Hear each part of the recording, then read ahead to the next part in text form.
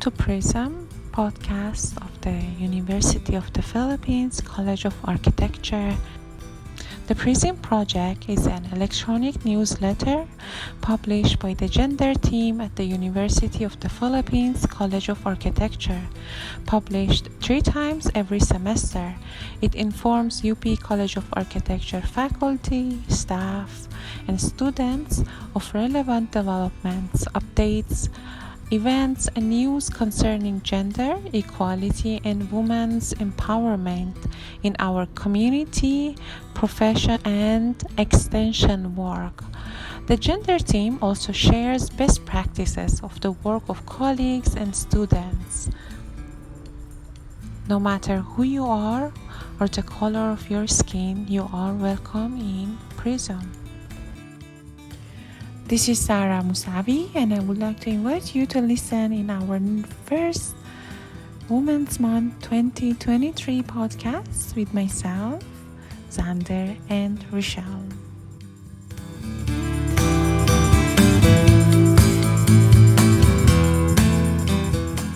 Hello, everyone, and thanks for tuning in to Prism Podcast. I am Xander Laxon, your gender and development focal point for the College of Architecture at the University of the Philippines.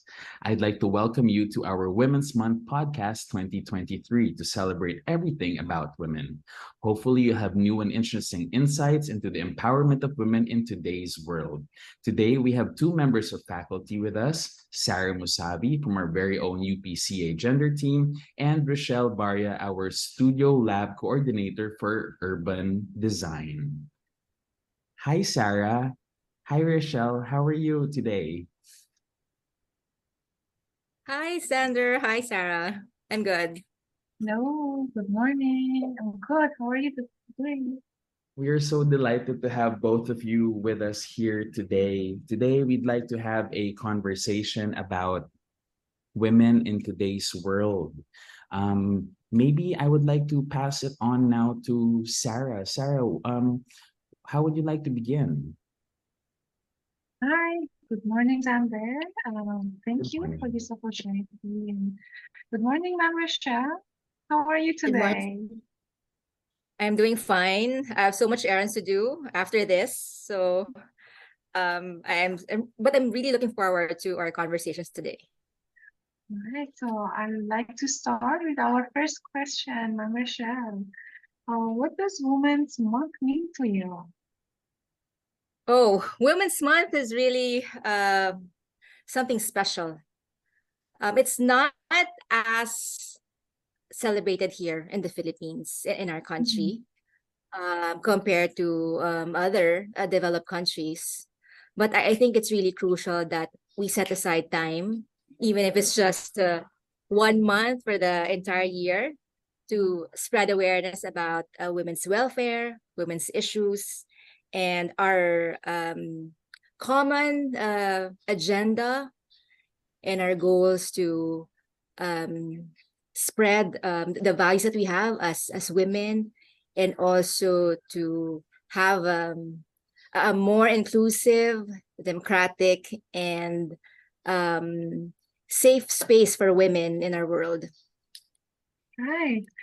We can also reflect and celebrate, right, women's achievements through this one.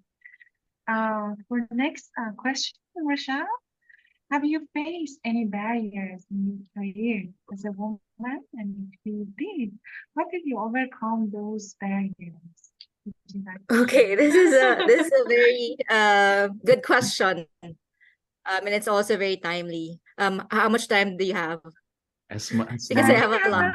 Our barrier as architects and as mothers as well.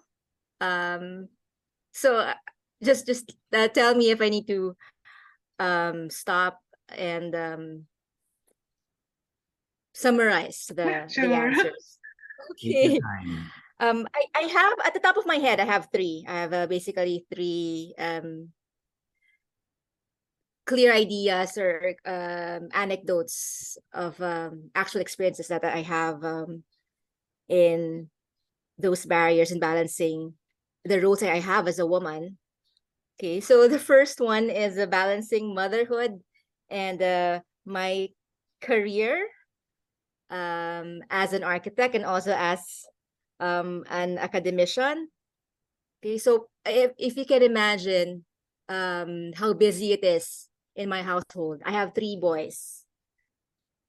Two of them are already teenagers, and I have one who is 12. So getting them out of bed and fixing them up, helping them fix up, providing food for the table, getting them to school is already a feat in itself. Okay, if you can just imagine how busy it is every morning, and you do that every day for the whole school year. And I really have to set aside time for that. And after I prioritize my boys' needs, and that's the only time I can go and fix my work as a professor and also as an architect. Aside from that, I also find celebrating holidays and birthdays and events. If I'm able to achieve that and have my kids enjoy those events, and having these activities in a very peaceful way. Peaceful, I'm not saying that it's boring, huh? But peaceful in a way Yeah. when there are no mishaps. Because I really don't understand. In our family, whenever we have holidays or special occasions, any one of my kids would be brought to the ER for anything, be it a dog bite, fall from a bicycle, whatever bruises they would get out of rough play. I think they see it as a battle scar. They are really proud of their battle scars when they show them off to school. So Richelle, it's really like that. If you are in a family wherein all your children are boys, Richelle, could I it ask gets crazy, but how old your it's really boys fun. are? Okay, so my eldest is 19, he'll be turning 20 this Wow. October, and my second is 15, turning 16, and my bunso, he's 12, turning 13. I totally did not expect that you would have a 20-year-old or a 19-year-old Same kid. here. Yeah, me too. Congratulations on that alone. Yeah. Yes, yes. So that's one. I see those little wins already very important for me. Okay, just seeing my kids grow up, helping them whenever they need help, and also allowing them to become independent and to go to their own fields or own interests. That's already a feat or an achievement in itself. So my second example is also balancing motherhood with studies and with also taking the boards.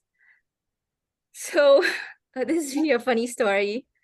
I did not see my second son grow up for 1 year because I concentrated on my master's thesis way back in 2008 and 2009. So during the thesis deliberations, I saw my 1-year-old walking around. I didn't expect that he would grow up that big. But the fact of the matter is that since I really had to concentrate on my research and writing my thesis, more often than not, he would be spending most of his time with our yaya, and the yaya would be helping me out because it's really hard. It's hard to balance the two. Gabe, I hope you're not listening. If you're listening, it's the first time you're hearing this out. Richelle, do you mind Yes. me asking, Yes. did it ever occur to you that if you had to like maybe delay one thing or another when you realized like it was such a difficult task to do these two things together at the same time? Um, So I don't think that at that time, well, at the time we were really, I really wanted to have our family's growing, Yeah. and when I took up my master's, after I started taking my master's 2004, and I gave birth to Gabe 2007. So I wasn't still finished with my master's when I gave birth to Gabe. Okay. So I had to take a leave. I had to take a 1 year leave because I had a very delicate pregnancy. So for each of my pregnancies, I experienced the worst. I had to do bed rest for 3 and sometimes up to 6 months. Wow. So everything stops for me to focus on motherhood. And I'm really glad that I had the opportunity to continue with my studies. I had all the help I could get. My mom's there. Well, his dad was also there. And I had help from and support from family and friends. I just have a follow-up question to both of you because I'm not really so familiar with Philippine law. How long does one get for a maternity leave? Or does I it? also don't know. I don't know that because I did not ask for the minimum maternity leave because Okay. it's not possible. I think you can ask for a maternity leave when you're about to give birth and several months after that. I don't know if Right. it's still 2 months according to our laws, but I had to take leave even during first trimester. Wow. Okay. So I've exceeded it. Well, I mean, now you're here with 3 children. That sounds really Yeah. wonderful. Yeah. I have my last example for the kind of barrier that we face as women architects here in the Philippines. So as you all know, architecture is a male-dominated industry and field. And I don't know, for some reason, our fellow male counterparts, they have a language. They have this code. The boys club, old boys club. It's still very much prevalent, I think, in any field or discipline. So there was one time wherein a colleague, I don't know if he teased me or he was really, or he was saying it as it is because that was his observation. Because I brought this up to them. Sometimes I'm having difficulties when I'm engaging with male, let's say male clients or suppliers or contractors or whatnot. And I'm really fascinated about how they're able to talk to them in a very casual manner and get things done and get businesses done. But if women were to do it, it's a different ball game. Some women architects need to be firmer Yeah. and clearer in their approach. So this male colleague of mine just told me, Richelle, your market should be women. So at the time when he told me that, I was aghast. Oh, who is this? Who's this person telling me that um I have a I only have a specific market, or I can only give my services to a specific sex. Okay. So but then again, it also hit me. It made me think of how I've been doing as a practicing architect. And I've also noticed that probably 70 to 80% of my clients are women. It was not intentional, but that's how I observed it.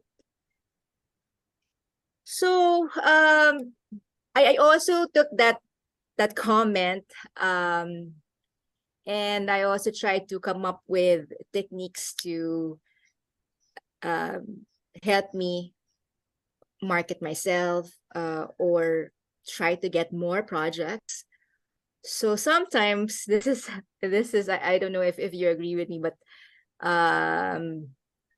you might think I'm such an opportunist, but there are instances wherein when I have an initial client meeting, I would either bring a male colleague or bring Architect Gold. He's the father of my kids. I would bring a male architect with me.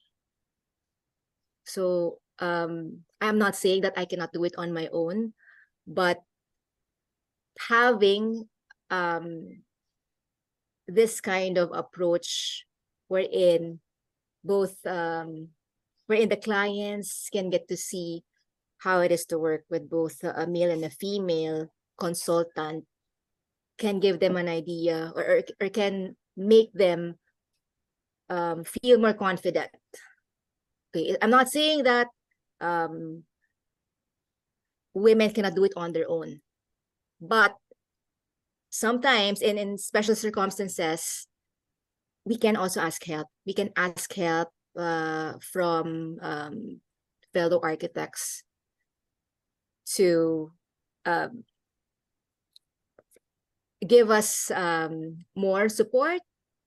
Should I say more support?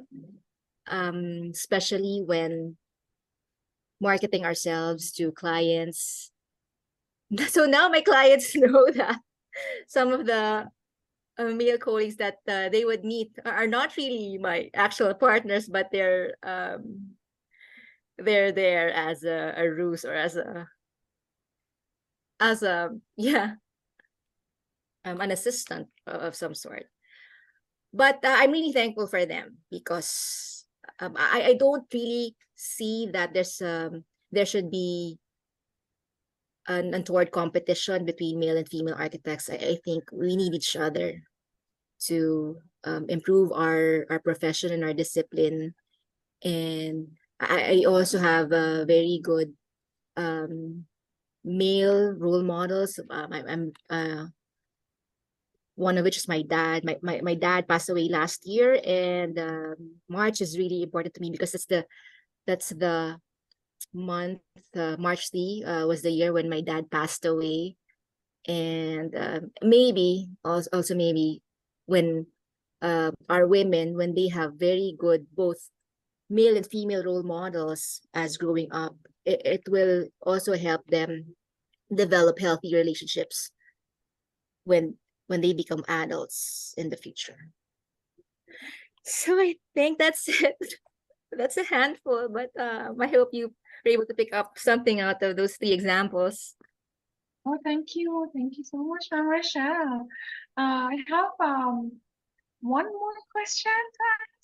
Okay. It would be very easy. What can we do to empower our young women for the future life? I'm sorry, I Would you can't like hear to you. share? What can we do to empower young women? Power. Yeah. Oh, empower young women. I think we have to first welcome them with open arms. Yeah. The mothers of these beautiful daughters and children, they really be the ones first to guide them and teach them with all of these values and skills. Okay, and it's important that the father is there.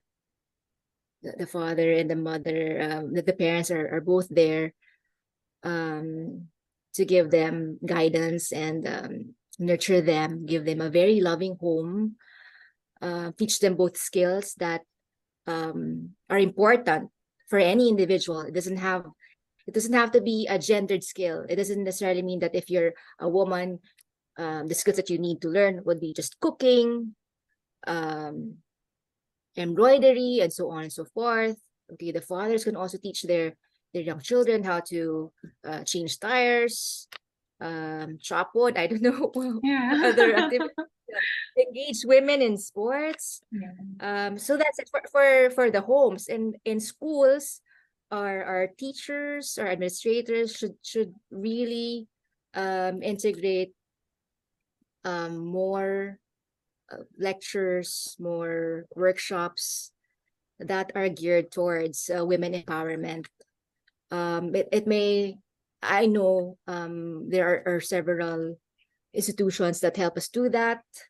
Even in UP Diliman, we have the UP Center for Women's and Gender Studies, and they have lots of activities and programs for women, not just women, but gender empowerment and empowerment for different genders. So like what they say when raising kids, it really takes a village to raise women, and any kid with any background, any inclination, any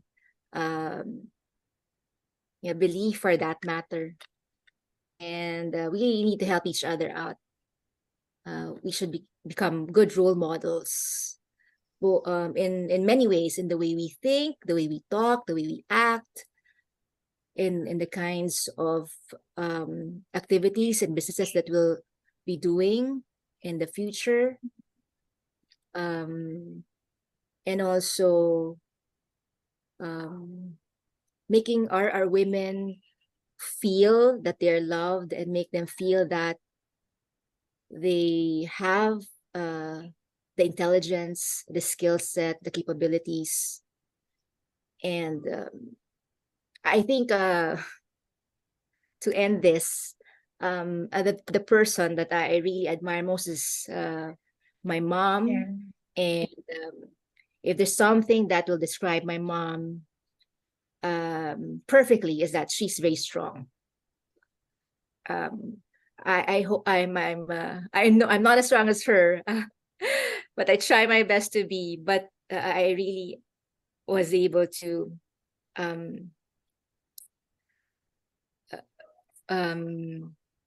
get refuge, get all the comfort, and all the nurturing from her. Also from my dad, but especially when my dad passed away last year. She really exemplified what it is to become a strong matriarch.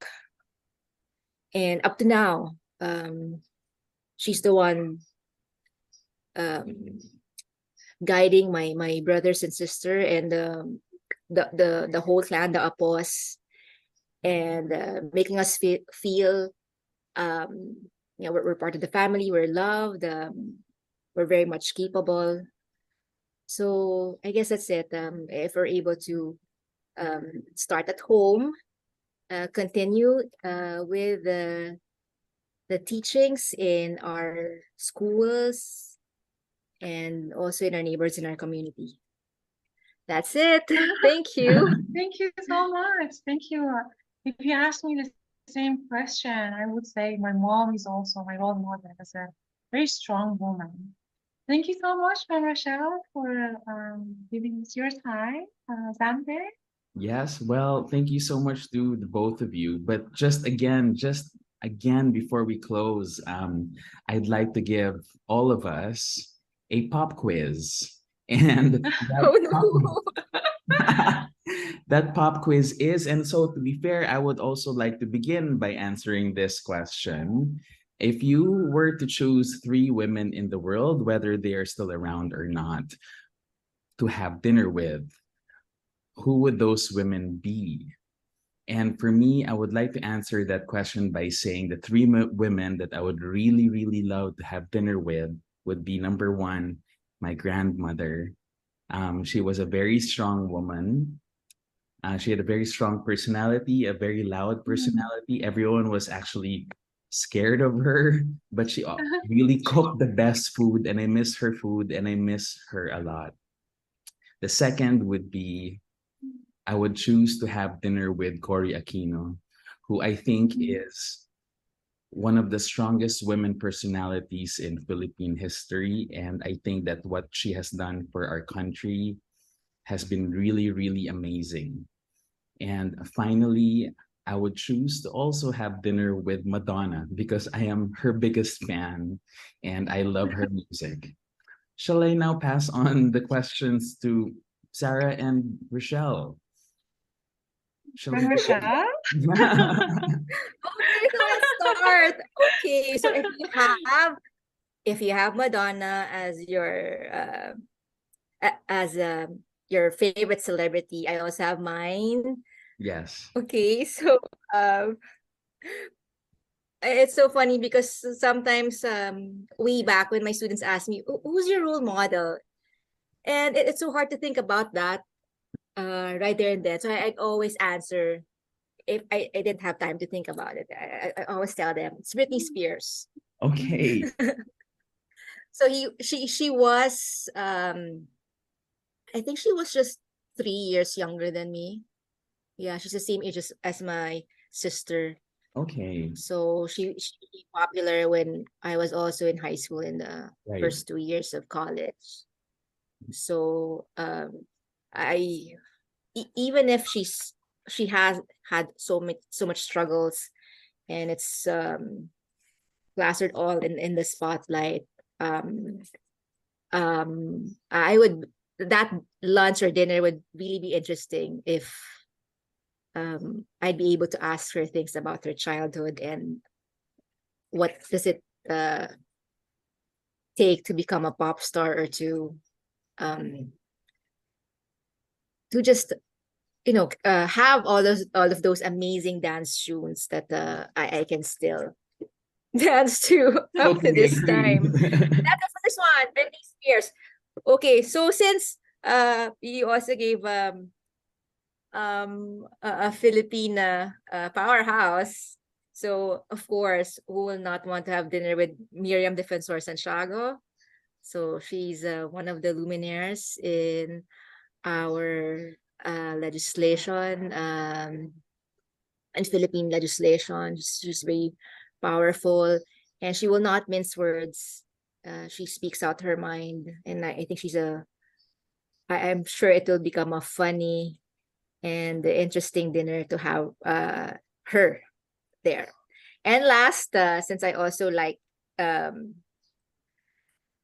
to talk to women who are funny and who are very smart, I would love to have dinner with Tina Fey.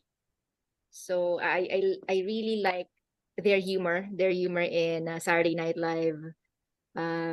If you know, she has this book called Bossy Pants, or Girl Boss. Forgot the title, but that book is so soiled and so disorganized right now. Ang dumi-dumi niya right now, because that's my go-to book. It was really funny, and it had so much insights on what it takes to, for example, how to address difficult people. Okay, it has lots of stories about women empowerment as well. That's it Thank for me. you. Thank you so much, Rochelle. Awesome choices. I must say, I'm very jealous also with your choices. Sarah, what about you? Okay, for me, I have so many names. I would like to have dinner with Princess Diana. That would be my first, because I really love her and I always follow her stories. And that would be the first one. The second one would be Agatha Christie, because I love her books and I follow everything. I read all the books of all the mysteries. And for the third one would be one Iranian woman, but she passed away already. She's Mirza Khani. She's the first Iranian woman to win a gold medal at the International Mathematics Olympiad in Hong Kong. So that would be very interesting to also talk to her. So those are three women that I really like to have dinner. I had the chance. Yeah. Thank you again. Interesting question. Thank you so much indeed, Sarah. Again, also very awesome choices from you and from Richelle. I'm very jealous also of your choices, I must say. Well, that's it for now actually. I would really like to thank you, Sarah and Richelle, for joining us today. We would like to really provide for a platform here in Prism Podcast for women to be able to share their successes and their triumphs as well, and as well as any barriers that they might have experienced in the past. And this goes to show that we still have a lot to do in terms of women empowerment. And with that said, thank you so much, everyone, for joining us in today's podcast episode for Prism.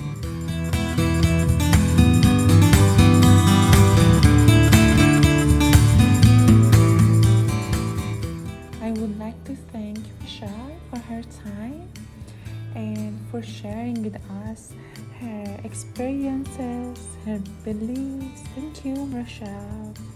So every day is our day. Let us celebrate Women's Month by highlighting the achievements that we have gained, and also let us focus on empowering each other. I would like to invite all of you to join our gender team. You can also contribute to Prism Project, newsletter, and podcast.